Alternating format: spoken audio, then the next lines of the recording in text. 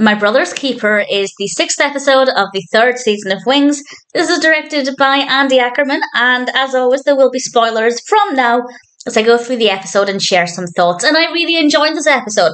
I think it's very fun, and I think the way the characters respond to the situation is really fascinating, but I think it also raises quite an important point about double standards.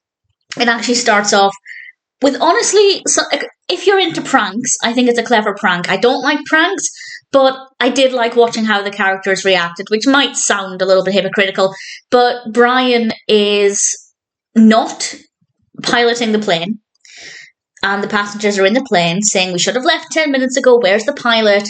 And then one of the passengers, who happens to be Brian, pretends to just be a passenger and then start flying the plane. And obviously everybody's thinking this random passenger is just controlling the plane. And it's evil. It is evil. But it was interesting to see it playing out. The main narrative then kicks in after the intro, and we have the arrival of a character called Mimsy Borogroves, and she is very, very wealthy. She's played by Tyne Daly. I think she did an amazing job with the character. I don't know if I like the character, by which I mean if I met her in real life, I don't know how I'd feel about her, because on the one hand, she doesn't have a great attitude, but on the other, she's very generous and makes a lot of good points. So I genuinely don't know how I feel about her, but within the context of the episode, I really like her. And she immediately took to Brian, and the next thing we know, Brian's coming to the airport very well dressed very differently to how Brian would usually dress, and he's basically waiting on Mimsy hand and foot. We get the impression they had a night of passion. She is rewarding him with gifts, and Helen and Joe are talking about this privately, and Joe tries to tell Helen that Brian is ashamed to be given all of these gifts for pleasuring her, basically. And just as he says this, Brian comes screeching in this bright red Porsche. Helen's face was just amazing. And I think that definitely proves that actually Brian isn't ashamed.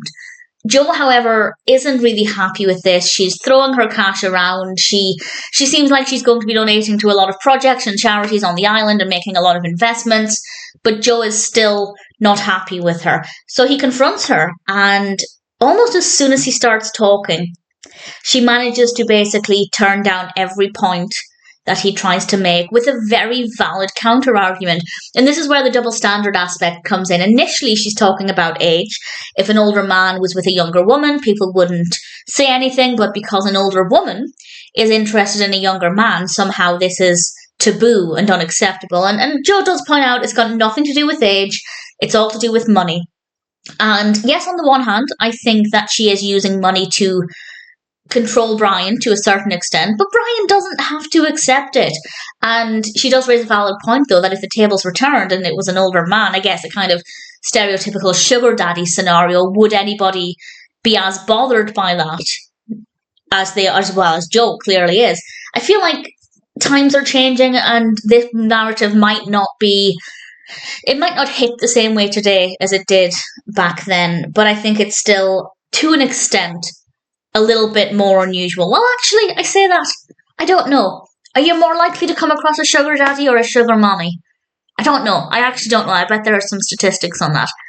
I did actually Google it. Google thought I was talking about sugar snap peas for a moment, and most of the results, I have no stats, but most of the results from Quora and Reddit, your very reliable sources, are all basically saying sugar mommies are not as common as sugar daddies. In fact, some of them are saying sugar mamas are quite rare. So maybe even today, it would still be very taboo and unusual, but I think less so now than it would have been then. But anyway, it raises an interesting point, or I guess Mimsy raises an interesting point about why it's more acceptable if you're an older man than if you're an older woman, or you're the financially wealthy woman in the relationship. And I think it's a really valid point.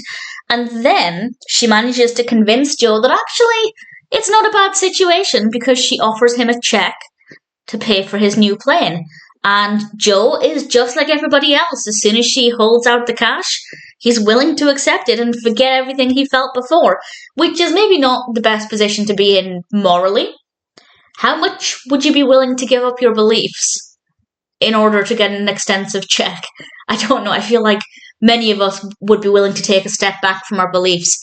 If it was potentially life-changing or situation-changing sum of money, this could get Joe his new aeroplane, which could make a significant difference for Sandpiper, and this is exactly what we see. And then it was all for nothing, because at the very end, Brian comes into the airport and says that actually Joe was right. He doesn't want to be taken advantage of like this. He doesn't want to be bought, and he's ended things with Mimsy. She's about to leave the island.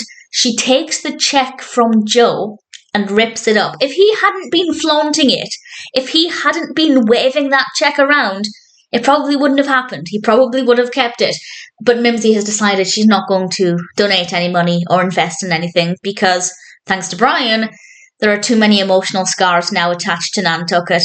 So that's not great, but it was a very funny ending. I loved seeing everybody's responses, particularly because everybody only seemed to be interested in her for her money. And she does allude to this at one point. She does mention that her money gets in the way of her happiness because of how people react to it. And I wish I could say I had the same problem in life. I don't. But I can imagine. I can see that perspective being the case, because as we see, people are reacting to her differently because she has money.